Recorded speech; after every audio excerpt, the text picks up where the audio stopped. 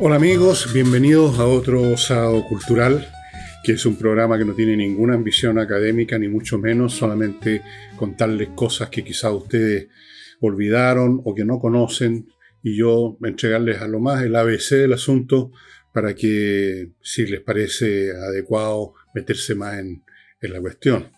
Y hoy día vamos a ver el pensamiento de uno de los más grandes economistas, yo diría el fundador de la economía moderna.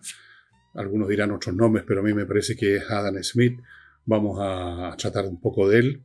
Y antes de eso, les digo que voy a partir con Adam Smith, voy a dedicarme a Adam Smith, porque me parece a mí que su pensamiento no ha sido refutado por pensadores posteriores. Desde luego no fue refutado por Carlos Marx ni por ninguno, porque la realidad se ha encargado de demostrar que efectivamente lo que él estableció en su obra funciona. Yo en algunas oportunidades he hablado, y creo que otros lo han hecho, no me imagino que inventé yo el concepto de economía natural. Yo entiendo economía natural y seguramente otros así lo han escrito, y quizás yo lo leí, se me olvidó, y creo que lo he pensado por mi cuenta. Puede ser, da lo mismo. Llamo economía natural a la situación que se crea cuando las personas o los grupos, o sea, actores económicos, se ponen en contacto unos con otros para satisfacer sus necesidades, sus apetencias, sus deseos, intercambiando o cooperando en la producción de mercancías o de productos, digámoslo más genéricamente, sin que esté interfiriendo una fuerza ajena al proceso productivo y de distribución. Esa fuerza ajena puede ser un modelo teórico, o sea, más bien dicho, una ideología, el Estado, cualquiera que sea la forma del Estado, la religión, etc. Ahora, siempre toda economía, puesto que funciona dentro de una sociedad, no en el aire, está asociada a esos elementos, a esas interferencias, a esas intervenciones. No existe una economía libre 100%, pero es bueno plantearla como si así fuera para ver su esencia, una esencia que puede ser distorsionada, moldeada, cambiada a un grado mayor o menor por estos otros elementos, pero ese ente que es cambiado y alterado tiene una lógica propia que para entenderla hay que verla como si estuviese sola. Y por eso cuando digo esa economía natural son personas que intercambian, o sujetos, o grupos que intercambian bienes, producen bienes. Estoy poniendo una situación artificial, pero es así como se puede entender precisamente las cosas que interfieren y que las cambian en un buen grado. A esa economía natural en el fondo se refería la teoría de Adam Smith, que está en un libro que se llama La riqueza de las naciones. Vamos a un poco ahora quién era este caballero, Adam Smith, pero antes, amigos, les quiero recordar que los programas de fin de semana son auspiciados por el laboratorio Neuromed, un laboratorio chileno con profesionales, científicos chilenos, que están poniendo a su disposición dos productos que ustedes ya conocen y se los recuerdo. Uno, Neuro 300, para realzar sus procesos cognitivos. Hacer que esté más alerta, más filudo, más sharp, como dicen los gringos, con la memoria más eficiente, más, en fin, esté más. Y el otro producto es Tau Plus, que es para realzar la libido, la fuerza vital suya, su energía, sus ganas de vivir, incluso su alegría. Cuando uno está sano y con energía, uno está más contento. Y eventualmente también, por supuesto, acumulativamente, estas cosas no son instantáneas, ningún producto es instantáneo, mejora el rendimiento sexual, digamos. Esto no es inmediato, no es como tomarse el Viagra, que es para otra cosa por lo demás. Esto es simplemente un hecho natural, una consecuencia de estar con la libido, con la fuerza vital en general, más despierta, realzada, fortalecida. Esos dos productos son naturales, no necesitan receta, usted los puede disponer de ellos fácilmente ordenándolos o al laboratorio, o sea, a neuromedlab.cl, o simplemente a Mercado Libre. Ahí los tienen y, como usted sabe, llegan rápidamente. Así que eso, yo lo estoy ya usando y, por supuesto, uno no siente un cambio brutal de un día para otro, de una hora para otra. Es una acumulación de más energía. Uno se da cuenta que está trabajando más horas, que está más alerta, que está más vivo. En fin, bueno, pruébenlo. Sigo con Talent One, una empresa internacional que está laborando en Chile, que le facilita su entrada a mercados externos, pero además y esencialmente es una empresa dedicada a fortalecer las capacidades de su personal, primero entrenando el personal que ya tiene, ya sea en forma colectiva o grupal, segundo buscándole otro personal, la casa de talentos, para que usted tenga lo que necesita en la empresa, que es gente con capacidad de trabajo, con diligencia, para que las cosas anden bien. El personal es el principal factor de una empresa, como en todas las cosas. ¿Qué clase de gente tiene? ¿Cuán buenos son para trabajar? ¿Cuánto talento? ¿Cuánta inteligencia? ¿Cuántas ganas de hacer las cosas bien? ¿Cuán detallista? En fin, todas esas cosas con Talent One. Es fundamental. Tener una empresa con personal malito, mediocre, que inventan licencias médicas, que se equivocan, meten la pata cada rato. Bueno, una empresa así no puede funcionar. Continúo con Oxibiota. Ya lo saben, este producto elimina los malos olores yendo a la raíz del problema. La raíz de los malos olores son unas bacterias que inician la descomposición de la materia orgánica y de ahí vienen los malos olores. Bueno, con Oxibiota usted crea en un poco de agua, porque es un sobre con un polvito que usted echa en agua, genera una colonia de bacterias que son enemigas, son las bacterias aeróbicas, enemigas de las anaeróbicas que producen esa descomposición. Van, las destruyen y se acabó el problema. O sea, usted tiene que vertir el producto ahí donde están saliendo los malos olores. Pongamos el fregadero de la cocina, o la cámara de la casa, o el desagüe del baño, donde sea, o en el jardín usted lo vaporiza y el problema se va a acabar de raíz. Oxibiota. Hay una oferta, 10 sobres con un tremendo descuento, estimados amigos. Sigo con el suplemento Vito para sus mascotas, para que estén contentas y más sanas. Este es un suplemento que usted con una cucharadita que eche en el pellet común y corriente se convierte en un pellet premium. Esos que son súper caros. Y con eso usted, su mascota, su gato, su perro, no sé si tendrá otros animales. He visto en YouTube gente que tiene toda clase de animales. Vi uno, no me van a creer, que tenía un hipopótamo en la casa. Bueno, con el suplemento Vito, su gato y su perro van a estar mucho mejor. Y termino este bloque con los mega servicios escudero.cl, que se dedican a una ocupación poco glamorosa pero fundamental, que es resolver los problemas de agua. Yo tuve hace poco uno de ellos. Siempre hay problemas en las casas o en los departamentos, porque el agua, ustedes saben, se mete por todos lados, la menor trizadura en una cañería y se empiezan a arruinar las paredes, se empieza a joder el piso, o los desagües de agua servida. Para que entro en detalle, ¿no es cierto? Se generan tacos, se generan situaciones bastante desagradables. Entonces hay que tener permanentemente alguien que haga esto bien, que repare eso. Y es lo que hacen los mega servicios de Escudero.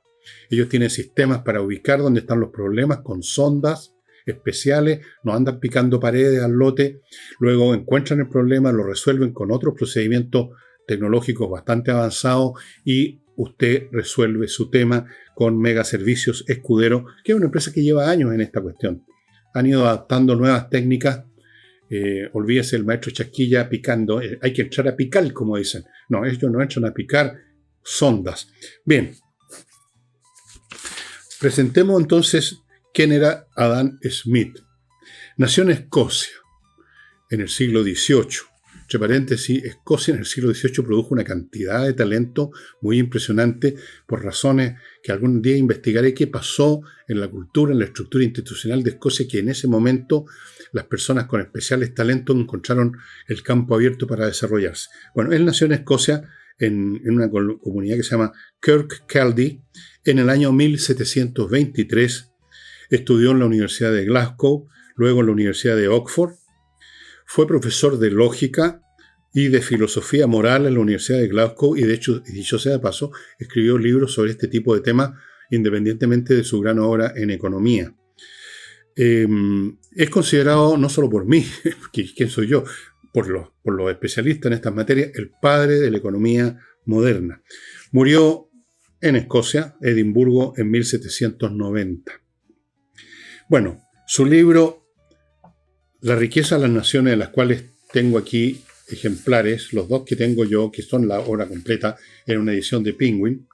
La riqueza de las naciones, el título original, ya se los voy a mostrar con más detalle, es más largo, por aquí debe estar, a ver si lo encuentro. No lo pusieron completo, por lo menos. Bueno, da lo mismo. En La riqueza de las naciones, él hizo una investigación de qué es lo que lleva a eso, a que las naciones se enriquezcan en vez de empobrecerse, o en vez de estar estancadas, como ha sido el caso de muchas sociedades a lo largo de gran parte de la historia humana. Y entonces, ¿cuál es la causa de la riqueza de las naciones? Esta teoría de él, que ya la voy a explicar, fue creada por Adam Smith en el momento en que reinaba en el pensamiento económico la teoría mercantilista. La teoría mercantilista era bastante rudimentaria en muchos sentidos, porque en el mercantilismo se creía que un país se enriquecía en la medida que acumulaba metales preciosos, especialmente oro. Y para esos efectos, el comercio exterior era controlado por el Estado, la idea era exportar lo más posible e importar lo menos posible. Y acumular oro. Bueno, esa es una visión, esa teoría mercantilista. Uno la puede entender como una expresión teórica de cómo funcionaban los estados monárquicos en el siglo, cuando más o menos ya se establecen con mucha fuerza en Europa continental los estados monárquicos, siglo XVII.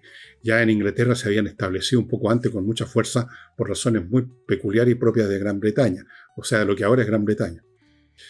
Esos estados básicamente querían oro, porque con oro es que se pagaban los ejércitos. Eran esos estados muy dependientes, muy asociados, no estructuras que fueran mucho más allá del aparato militar.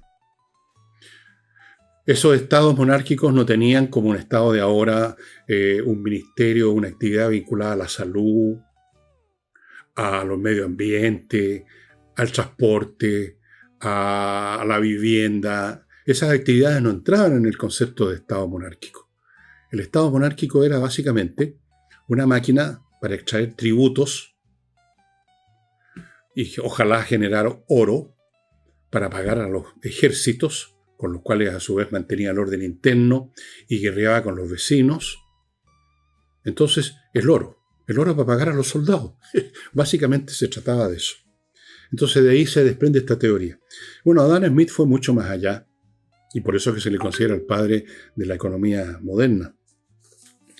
Dijo, la riqueza de un país no consiste en la cantidad de oro y plata que han acumulado, sino simplemente algo que ahora todos entendemos, se ha convertido en un lugar común que todos entendemos, pero en esa época no lo era, que la riqueza es la capacidad productiva y el bienestar de sus habitantes, esa es la riqueza. Lo cual se lograba, y aquí viene la cuestión central, por medio de la cooperación espontánea de personas que con su libertad libre quieren buscar su máximo beneficio personal.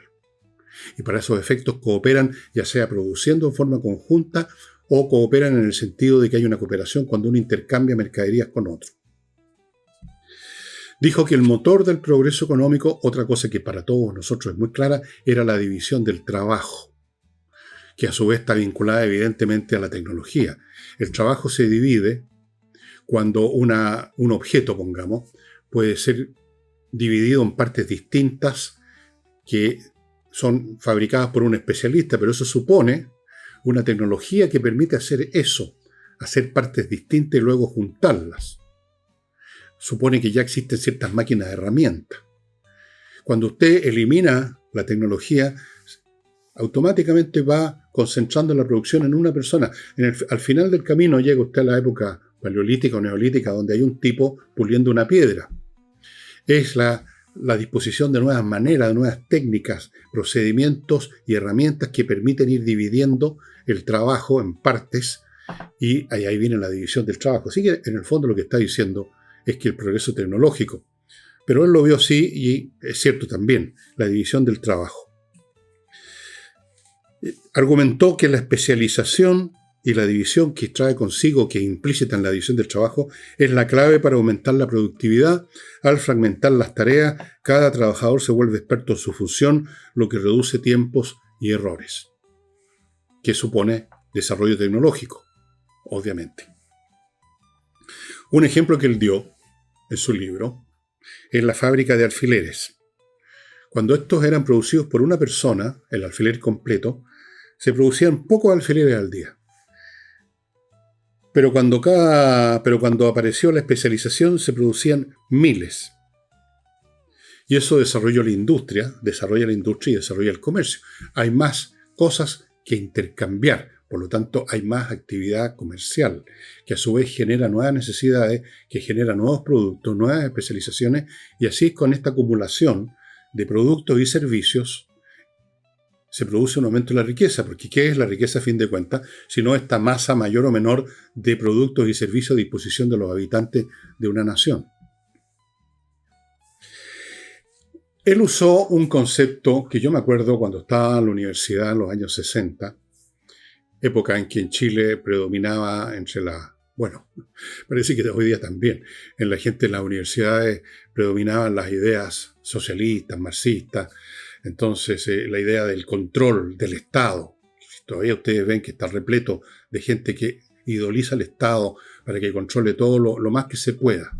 Entonces, para esa gente en esa época que eran más ingenuos, todavía no se había venido abajo el mundo socialista, la economía ideal era la economía de comando, donde el Estado determina todo, es propietario de las fábricas, decide cuántos zapatos se van a producir y cuántos paraguas. Entonces, cuando leían o se enteraban que Adam Smith había sacado el concepto o la metáfora de la mano invisible, se reían, no me acuerdo de eso. Bueno, la mano invisible es que consiste en esto. Cada persona, por su cuenta, busca su propio beneficio. Uno no está pensando en favorecer a nadie, uno trabaja, hace lo que hace para comer, en primer lugar. Pero la mano invisible, que con esto quería decir de que al trabajar para uno, en el fondo uno terminaba también promoviendo el bienestar general, aunque uno no se lo propusiera. Obviamente, yo soy panadero, produzco pan para ganarme, no para comérmelo, todo el pan, sino que para vendérselo a otros que quieren comer pan.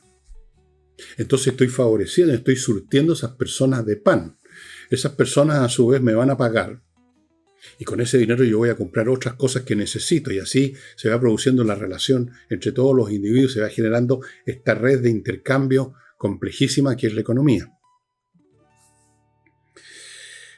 Fuera de eso, agrega Smith, al existir este mercado libre teórico, hasta el momento estamos poniéndonos en una situación teórica donde no está el Estado, ni ideología, ni valores interviniendo en esta cuestión.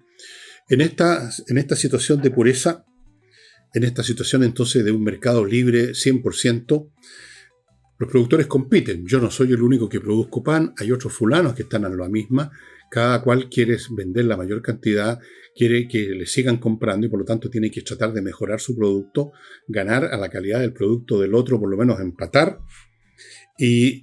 o también compito con los precios. Para que no me gane el panadero del lado, vendo mi pan un poquito más barato. Entonces, esto a su vez beneficia a la sociedad una vez más porque cada cual está tratando de producir mejores productos a un precio más barato. Eso es de beneficio para todo, incluyendo incluso el que está vendiendo más barato, porque él se va a beneficiar de otros productos más baratos también. O sea, todos entran en esta cuestión. En el fondo, la actividad económica es por necesidad colectiva, cooperativa, independientemente de los motivos que tengan las personas. Pero ese motivo es importante porque es porque alguien quiere no solo comer, sino que quiere enriquecerse, que le pone todo el pino posible, que trabaja más, con más intensidad, que trabaja más horas, que se saca la cresta. Si cayera manada del cielo, nadie trabaja. Entonces, las ruedas de la economía se mantienen funcionando sobre la base de este motivo individual de cada quien de satisfacer sus necesidades y ojalá enriquecerse también. Y eso los beneficia a todos, porque como cada cual hace lo mismo, crece la masa total de productos y de servicios, son más baratos y son mejores. Y en eso consiste el progreso económico, en eso consiste el enriquecimiento. Ahora, no es que Adam Smith fuera ciego ante la realidad del mundo, ante la realidad de que en su época y en toda la época existe no solamente gente, individuos aislados produciendo cosas, sino que estos individuos están asociados también por una estructura política, por un Estado, ya sea un despotismo, una monarquía, una democracia, que esos individuos además están ligados por ciertos valores, leyes. No son simplemente unos entes que aisladamente unos de otros producen e intercambian productos. Obviamente que no. Hay todos estos elementos rodeando la actividad económica. Entonces se refiere a eso, don Adán, y dice, lo mejor para este funcionamiento es que hayan reglas claras, y con reglas claras significa no solo que sean claras, sino que sean intocadas, que no hayan cambios de regla. Ustedes ven en tiempos actuales que una de las cosas que siempre ponen a subirse por las paredes a los empresarios, los que producen cualquier cosa, no solo las grandes familias, como dicen la gente izquierda, siempre son las grandes familias. Los cambios de las reglas, del juego, como se dice. Eso es lo peor que puede haber. Entonces, reglas claras y justicia para evitar abusos y monopolio. Eso también lo tenía claro Adam Smith. O sea, aquí, ¿quién va a lograr esas leyes claras, esas reglas claras y evitar los monopolios? Bueno, una entidad que está al margen, que es distinta a la actividad económica, que es el Estado, la ley. El Estado genera la ley y la hace cumplir. Adam Smith defendía el libre comercio entre las naciones, criticaba los monopolios y las restricciones arancelarias. Decía él que las barreras comerciales perjudican la especialización y limitan el crecimiento económico. Proponía que cada país se especializara en lo que produce mejor y comercia libremente con otros, que es precursor a la teoría de la ventaja comparativa y que es en la práctica lo que ocurre.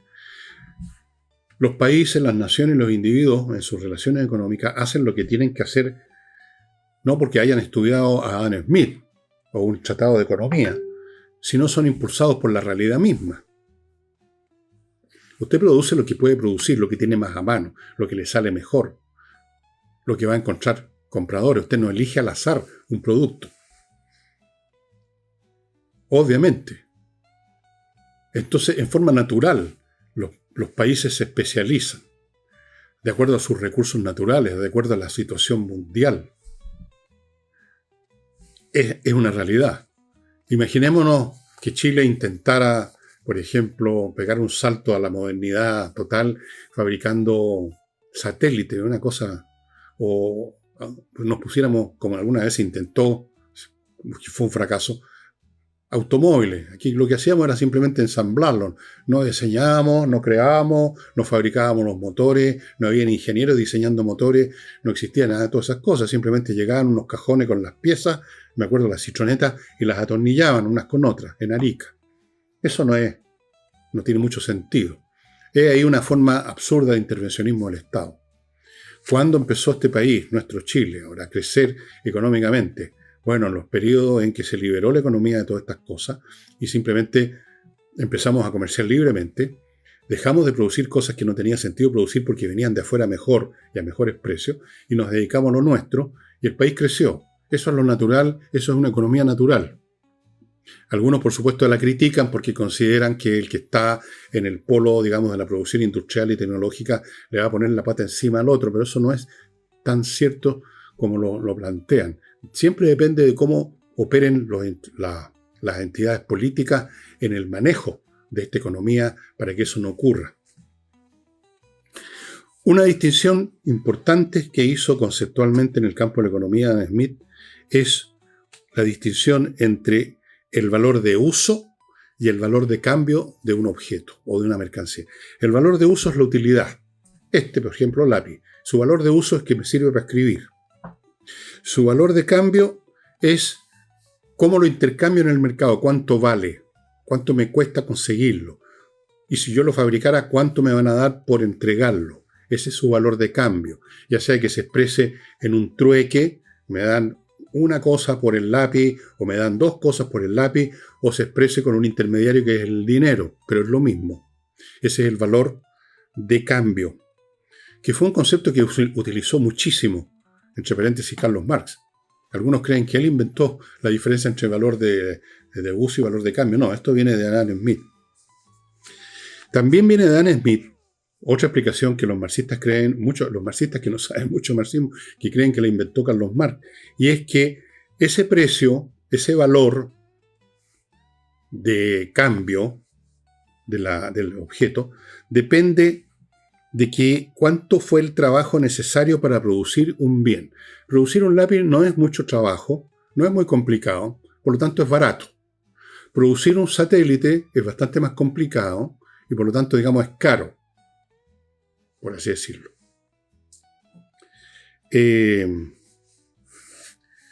Después, otra cosa que también examinó, y fue un precursor de todos los que vinieron después, es cómo se produce la formación de los salarios y los beneficios. Cómo es que se establecen determinados niveles salariales en determinadas áreas de la producción y los beneficios. Destacó que los salarios se nivelan de acuerdo a la oferta y demanda del trabajo. Eso también es bastante obvio. Las profesiones, por ejemplo, cuestión de observar, las profesiones donde, porque no son tan complicadas, digamos, hay muchos oferentes, hay muchos que se dedicaron a esa profesión, hay un número muy grande de esas personas que se dedican a esa profesión, no obtienen, digamos, los salarios más altos.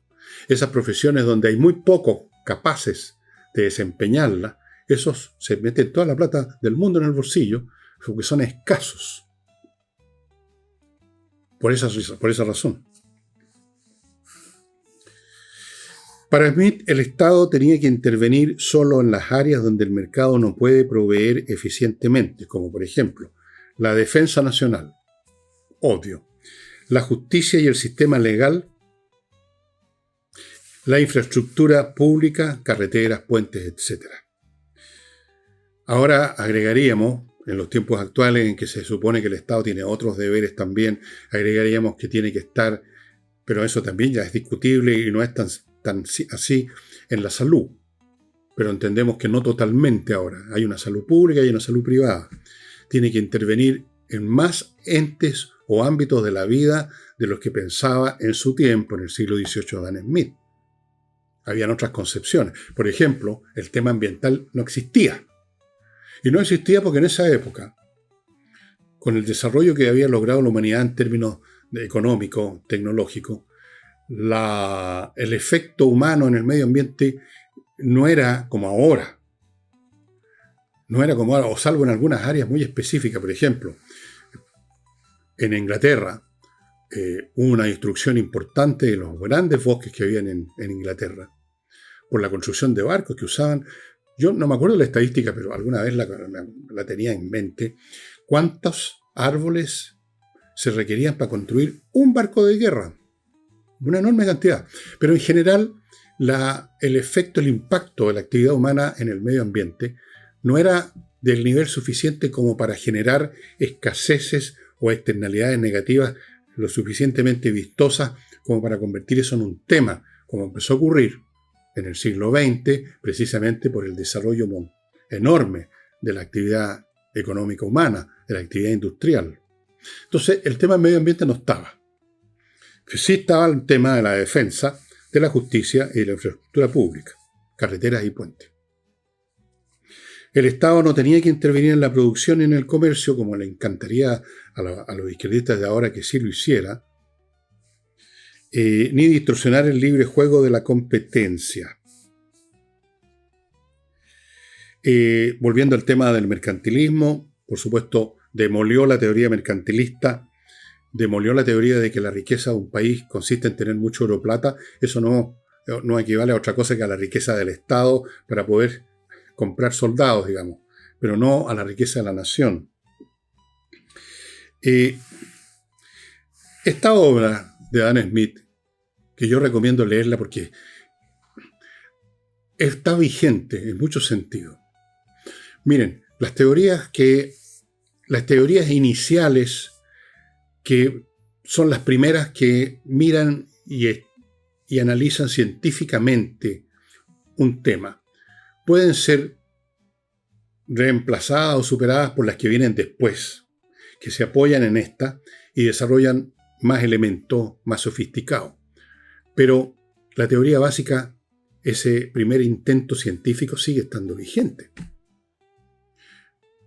No porque existe la teoría de la relatividad y la física cuántica significa que la visión sobre la gravitación universal de Newton del siglo XVII ya no vale. Es absurdo. Por eso que vale la pena leer a Adam Smith hoy en día. Especialmente porque muchas personas se han enredado con los discursos estatistas, con la visión socialista, cuyo fracaso fue evidente con el desplome del mundo socialista, de que la economía podía ser manejada por el Estado, cosa que era, desde todo punto de vista, imposible. Y se demostró. Productos de mala calidad, escaseces, colas. Bueno, esa fue la historia económica del mundo socialista. Si no hubiera sido así, no se habría derrumbado el mundo socialista. Su economía siempre fue débil, frágil, su tecnología avanzaba siempre hasta el día de hoy. En países que quedaron con la herencia cultural del socialismo, hasta el día de hoy, están siempre retrasados 1 o 2 generaciones tecnológicas de lo que se ha producido en los países donde, por la libre competencia, por el deseo de ganarle a la competencia, por el deseo, por último, de enriquecerse, de obtener fama o lo que sea, por esta lucha por más, se desarrollan las tecnologías mucho más que en una sociedad donde esto depende de una burocracia. ¿Qué interés puede tener un burócrata en desarrollar tecnologías superiores cuando él está instalado en el Estado en algún nivel, de satisfacción mayor o menor, porque las cosas se mantienen tal como han sido siempre? Yo recuerdo que en el campo, por ejemplo, de la informática, esto lo estudié hace un montón de años. Me acuerdo que alguna vez escribí un artículo cuando trabajaba en una revista que ya no existe, hace millones de años. Me dediqué a estudiar qué había pasado con el desarrollo de los computadores en la Unión Soviética. Y fíjense ustedes que descubrí, lo que ustedes pueden descubrir también si entran a ver el tema en Internet, que siempre estuvieron súper atrasados. Y hasta el día de hoy, Rusia en este momento en guerra con Ucrania tiene problemas en la fabricación de ciertos armamentos porque se cortaron el comercio de estos productos electrónicos de más avanzada generación con el mundo occidental por las sanciones económicas y tienen problemas. Tienen problemas. No están en el primer nivel, lo mismo pasa en China. No están en el nivel más elevado. Si ustedes examinan, por ejemplo, vayan a AliExpress y vean los detalles de un computador. Pongan cualquier computador, un mini PC, por ejemplo, elijan cualquiera que está ahí y vean la parte de detalles, donde se explican todos los detalles de cómo está fabricado. Todos con procesadores Intel. O la otra marca famosa, AMD creo, todos occidentales. En Rusia, lo que más que lograron en la época soviética era, lo que siguen haciendo muchos países hasta el día de hoy, copiar los IBM norteamericanos, y como eran también en ese aspecto de la fabricación poco escrupulosos, eran bastante malos, eran copias malas. En todo ámbito que ustedes se metan van a observar el mismo fenómeno, la copia mal hecha. Porque no hay un impulso interno potente, lo suficientemente potente para formar una masa crítica que está empujando permanentemente la innovación. Bueno, ahora, en la práctica, estimados amigos, ¿qué ocurre? Y aquí vamos a entrar, primero que nada, a ver mi segundo bloque, que lo inicio con Rosa Bergamota, una empresa chilena que usted ubica en rosabergamota.cl, que produce cosméticos con elementos naturales, desde champú, cremas, rolón, fragancias, todas muy ricas, muy agradables. Nosotros las tenemos. Y usted las puede comprar de a una Puede comprar el puro champú, puede comprar la fragancia o puede comprar cajas que vienen con distintos números de estos productos. Y si usted menciona, entrando a rosabergamota.cl, que se enteró de la existencia de ellos por nosotros en este canal, le van a dar un 10% de descuento. Continúo con el arquitecto Diego Sándor, que los está esperando en la región de los lagos o para construir o para remodelar la casa que ya tiene, con el talento y la diligencia como constructor que tiene Diego Sándor, de lo cual ustedes han visto ya innumerables veces fotos de fachada o de interiores de las casas que ha construido. Y remodela también de una manera muy especial. No se limita a ampliar o achicar algo, pero dejándolo todo igual, sino que realmente le pone otra cosa. Y termino este bloque con MKI.cl, Marketing Industrial, una empresa de marketing que se dedica a que su producto industrial tenga demanda, genere interés por tenerlo. No solamente que se conozca que existe, sino que quieran comprarlo, quieran tenerlo. Promueve eso. Las estrategias de marketing de MKI son para que su producto industrial, sea el cual sea adquirido, entre al mercado abundantemente y usted gane la plata que se merece por haber producido esa mercancía. mki.cl. Esto es muy distinto simplemente a poner avisos. Eso lo hace cualquiera. Es el marketing industrial de MKI, es para que esos productos se vendan.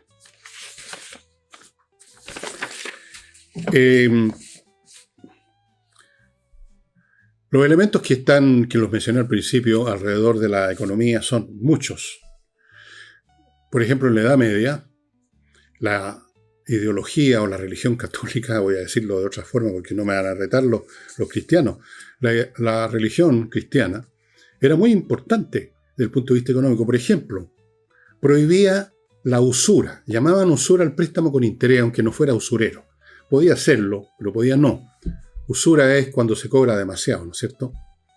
Entonces, ¿qué ocurría con la economía, con aquellos que empezaron a desarrollar algo más que la producción agrícola propia de la edad del medioevo, de la época feudal?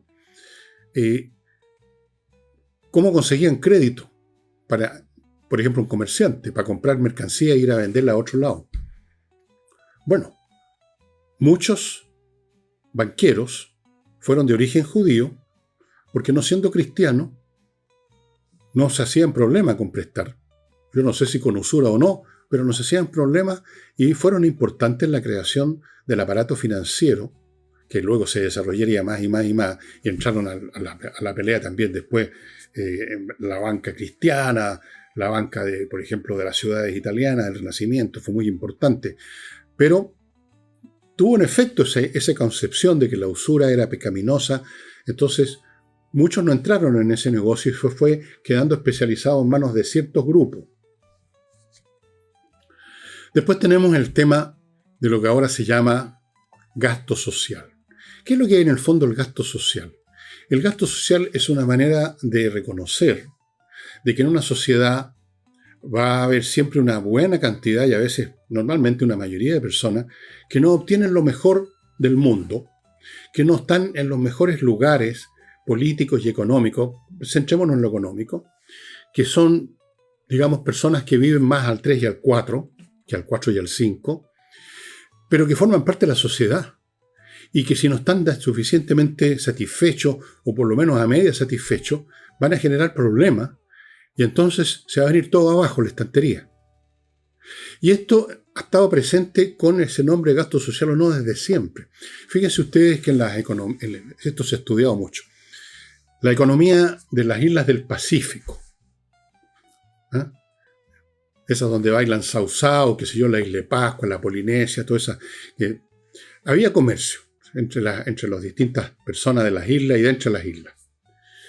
Y fíjense ustedes que aquellas personas o aquellos jefes de la tribu que por razones X obtenían y acumulaban más recursos, más bienes, qué sé yo, más dátiles, más pescado, lo que fuera que intercambiaban, y acumulaban y generaban por lo tanto una diferencia en el sentido de que ellos eran mucho más ricos que el polinesio común y corriente. Había un mecanismo institucional de redistribución que eran las fiestas. Fíjense ustedes, el origen de la fiesta es ese.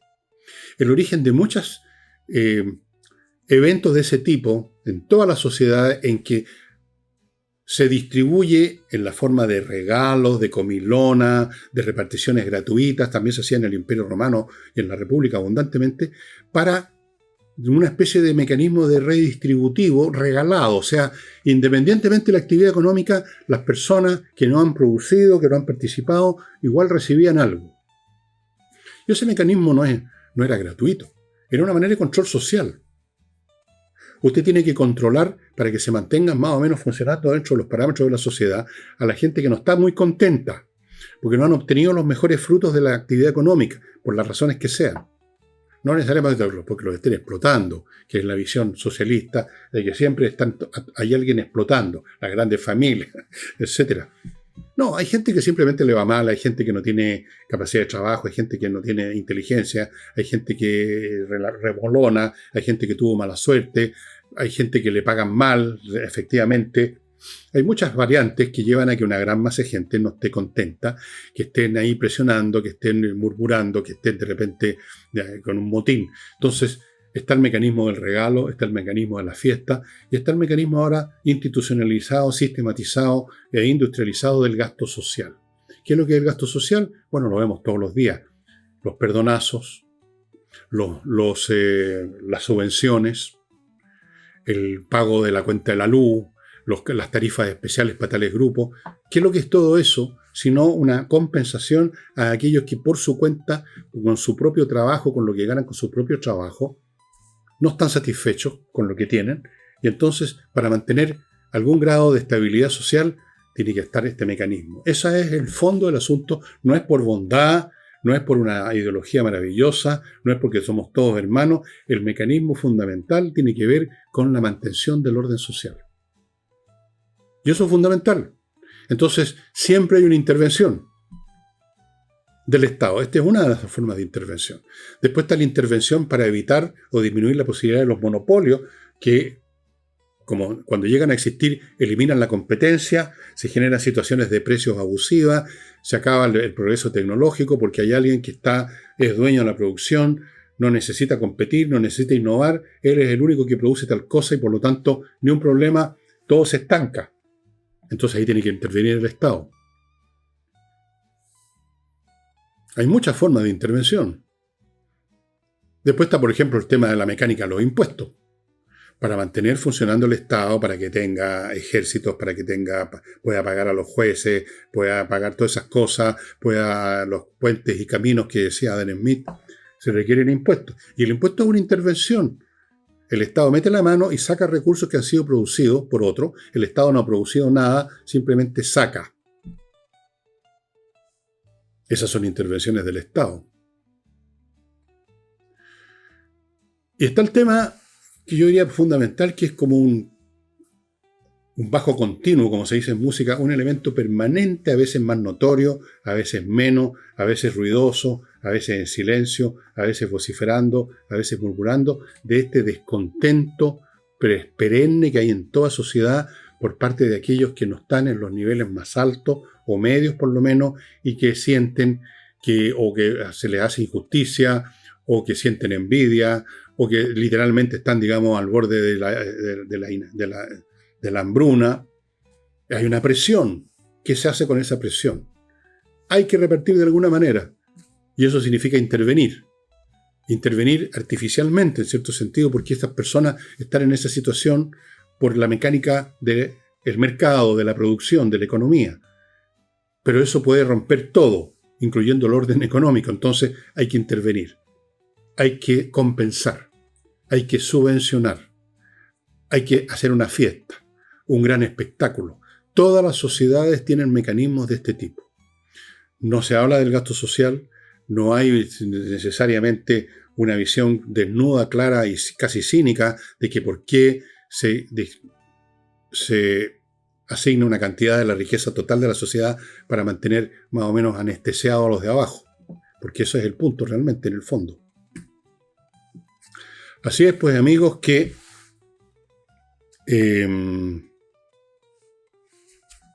hay que leer a Adam Smith, y voy a terminar el programa mostrándoles esto. Estos son los 2 tomos Son 3 volúmenes, aquí les estoy mostrando, sí, son 5, pero en estos 2 vienen los 5 volúmenes condensados, están en Penguin.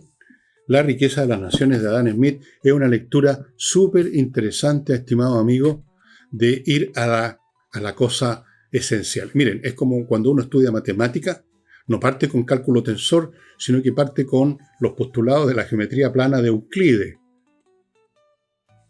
Esa es la base que está vigente. Uno parte por ahí y después va avanzando. Lo mismo en economía, yo recomiendo la lectura de La riqueza de las naciones de Adam Smith. Y con eso, estimados amigos, estaríamos terminando el programa. Después de Adam Smith, ustedes pueden leer lo que se les dé la gana. Yo les he mostrado alguna vez El Capital de Carlos Marx, es un libro interesante, hay que leerlo. Están las obras de David Ricardo, otro economista posterior a Adam Smith y previo a Carlos Marx. ¿Para qué hablamos de los economistas que vinieron después, las teorías cada vez más complicadas, con mucha matemática de lo utilitarista, de la teoría del marginal, mucho más complicaciones, pero la base está aquí. Este es el piso sobre el cual se ha construido el edificio de las ciencias económicas, estimados amigos. Y con eso damos fin al programa, no me queda nada más que agregar. Y por consiguiente, nos estamos viendo mañana. No sé exactamente qué voy a hacer, si voy a hacer un programa de algún evento extraordinario de la historia o de algún personaje extraordinario o quizás de alguna otra cosa. Si no se me ocurre ninguna cosa extraordinaria, haré algo ordinario nomás. Pero los espero igual mañana domingo. Muchas gracias.